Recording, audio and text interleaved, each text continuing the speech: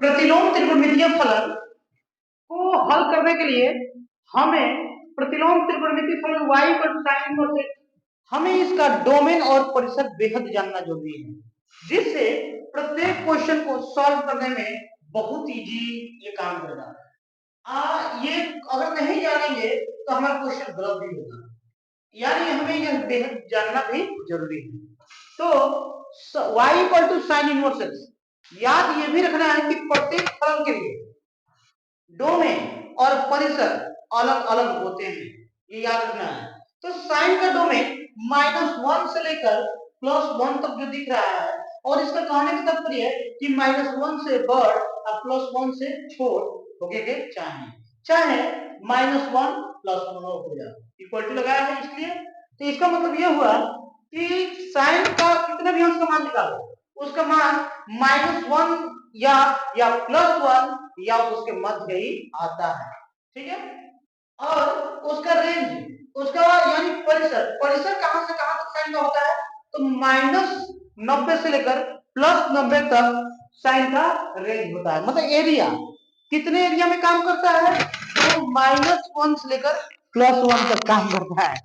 और second y cos inverse x, -1 से बड़ा +1 से छोटा।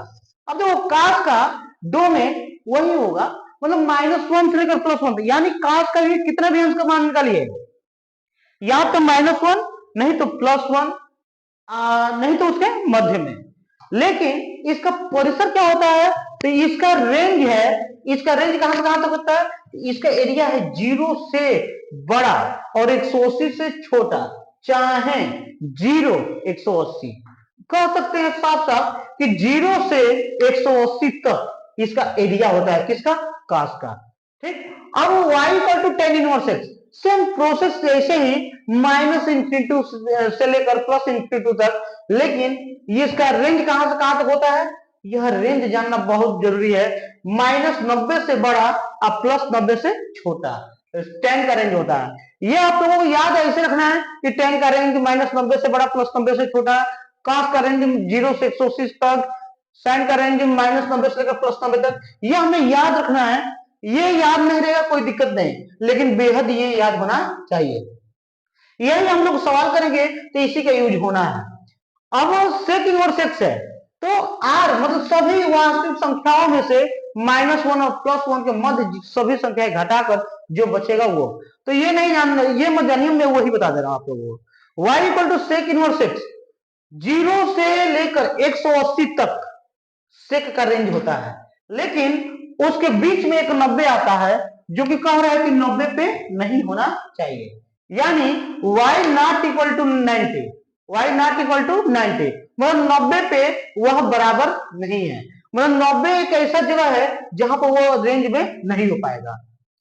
फिर y equal to cosec inverse x, इसका वही डोमेन होगा। अब इसका डोमेन क्या होगा कि -90 से लेकर +90 तक होगा, but y not equal to 0, यानी -90 से लेकर +90 तक तो करेंगे, लेकिन 0 पर यह रेंज मतलब अग्रसर नहीं होगा, यानी नॉट इक्वल टू 0 के बराबर नहीं हो सकता है, 0 पर उसका रेंज नहीं होगा। यानी अगर समझना चाहे, जैसे गांव समाज में हम लोग जाते हैं तो कहते हैं कि यहाँ नेटवर्क पकड़ रहा है, यहाँ नेटवर्क नहीं पकड़ रहा है, सेम वही बात है कि -90 से लेकर +90 तक तो रेंज में रहेगा, लेकिन इसमें से एक ऐसा पॉइंट है, एक ऐसा जगह है जहां वो रेंज में नहीं होगा, वह स्थान क्या है, 0। इसमें वही उसी प्रकार 0 से लेकर 180 तक वह रेंज में तो होगा, लेकिन एक उसमें जगह है क्या है, 90, जो कि इसके रेंज में नहीं होगा। ये हमें जानना बेहद जरूरी था, तभी क्वेश्चन होगा। हम यहाँ पे प्रतिलोम त्रिकोणमिति को, इसको डोमेन परिसर को कहां प्रयोग करेंगे, कैसे इसका यूज करना है, हम यह बता रहे हैं। इसका यूज कैसे करते हैं और इसका प्रयोग कैसे करते हैं। मान लिया कि cos इनवर्स आ गया, cos 7π/6 आ गया, cos इनवर्स cos 7π/6 आ गया, और इसका कह दिया कि इसका मान ज्ञात कीजिए। आप लोग जानते होंगे कि cos से cos कैंसिल हो जाएगा और 7π/6 आंसर हो जाएगा, और यह आपका जवाब गलत है, ठीक है। तो यहां पे हमें चेक क्या करना होता है कि देखो काश काश तो होना चाहिए, ये भी बात सही है, पर ये जो होना चाहिए वो काश के रेंज में ही होना चाहिए, 0 से लेकर 180 के बीच में। यदि वह रेंज में रहेगा, 0 और 180 के बीच में एंगल ये रहेगा, तभी ये हटेगा, और नहीं तो नहीं हटेगा। जैसे कि यहाँ पे 210 आ रहा है, इसका अगर इसको हम लोग रेडियन से अंश के फॉर्म में चेंज कर रहे हैं तो यह आ रहा है 210, जबकि यह रेंज के बाहर हो जा रहा है, इसीलिए काश से काश नहीं हट सकता। और इसी का प्रयोग अगर ये हमें नहीं याद रहता तो हम लोग ये क्वेश्चन गलत कर देते हैं। तो जब भी मुझे अगर कभी भी कटाना हो, ये जब भी मुझे हटाना हो, तो ये याद रखना है कि जो भी यहाँ पे लिखा हो वो अपने रेंज में होना चाहिए। अब काश है तो काश के रेंज में 0 से 180 अंश तक देखते हैं, जबकि ये 210 है, 210 है, तो इसीलिए ये नहीं हटेगा, तो इसको रेंज में लाने की कोशिश करेंगे। तो रेंज में लाने की कोशिश हम बता दे रहे हैं इजिली फॉर्म में कि कभी भी हर से अंश अधिक रहेगा तो क्या करते, क्या है, कभी भी हर से अंश अधिक रहेगा तो पाई लिखकर प्लस लगा देना, और अगर अधिक है तो प्लस लगा देना, और कम रहेगा तो माइनस लगा देना।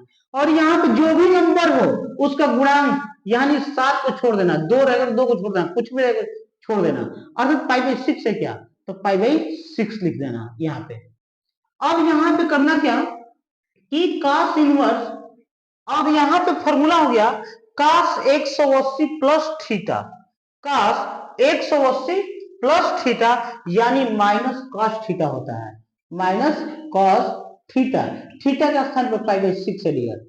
अब हम क्या करेंगे कि काश के एंगल में से माइनस बाहर निकलता है, जैसा कि मैं यहाँ पे पहले फॉर्मूला बता दूं कि cos inverse minus x equal to, इसमें से माइनस बाहर निकलता है तो pi minus cos inverse x लिखते हैं।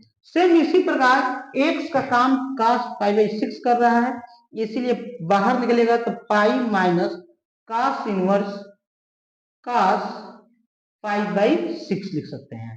अब हम यहां पर देखेंगे कि काश से काश हटेगा कि नहीं हटेगा, काश से काश हटेगा कि नहीं हटेगा, तो हम यह देखते हुए ये भी देखना है कि ये हटेगा कब, जब यहाँ पर रेंज में रहेगा तब।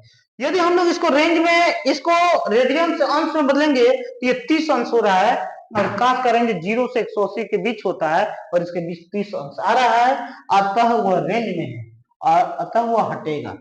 पाई माइनस काश से काश हट गया, पाई बाई 6, एलसीएम लेंगे 6 पाई माइनस पाई अपॉन 6 अर्थात 5 पाई अपॉन 6, ये हुआ हमारा आंसर, इसी का प्रयोग है। और एक और बता दें, अगर मान लो कि ये दे दिया क्वेश्चन, दूसरा example tan inverse tan 3 pi upon 4 दे दिया, ये दे दिया, ठीक है। तो अब हमें यह बताना है कि बताओ भाई कि ये हटेगा नहीं होगा, क्या इसका मान 3 पाई बाई 4 होगा कि नहीं होगा। तो इसको हम लोग बता सकते हैं सबसे पहले कि 3 पाई बाई 4 इसका मान होगा कि नहीं होगा। तो आप लोग बात बता दें, सबसे पहले जो भी यहाँ पे लिखा रहेगा रेडियन फॉर्म में लिखा रहेगा उसको हम लोग डिग्री के फॉर्म में चेंज कर देंगे। हम चेंज कर लिए हैं, 135 अंश आ रहा है, इसको अंश में बदलेंगे तो 135 अंश आ रहा है, जबकि tan का रेंज है -90 से बढ़ और +90 से छोड़, जबकि 135 अंश उसके बीच में नहीं आ रहा है, इसीलिए tan को tan नहीं हटा सकते हैं, tan इनवर्स tan नहीं हट सकता है क्योंकि यह इसके रेंज में नहीं है। तो इसको रेंज में लाने के लिए मैं आपको टेक्निक बताया अभी कि tan इनवर्स tan कभी भी रेंज में लाना होगा, यही लगाना उपाय है। हर से अंश एक कम है, हर से अंश एक कम है, यानी पाई प्लस लगेगा माइनस, कम रहेगा तो माइनस लगा देना, अंक का कोफिशिएंट मतलब 3 का गुणांक पाई बाई 4 लिख लेंगे। लिखने के बाद पुनः लिखेंगे कि tan inverse tan 180 minus theta, tan 180 minus theta यानी tan थीटा यानी pi by 4 minus pi by 4, tan minus pi by 4, tan से tan, सॉरी tan से tan नहीं, सबसे पहले माइनस निकलेगा कि नहीं निकलेगा, तो मैं इसी में सूत्र लिख दे रहा हूं कि tan inverse minus x equal to minus tan inverse x होता है। सेम उसी प्रकार ये फॉर्मूला हो गया आपका, और यहाँ पे लिखते हैं कि इसमें से माइनस बाहर निकल जाएगा, तो minus tan inverse tan pi by four. तो यहाँ पे माइनस टेन से टेन हट गया, क्या आ गया, पाई बाई फोर। ये हुआ हमारा आंसर।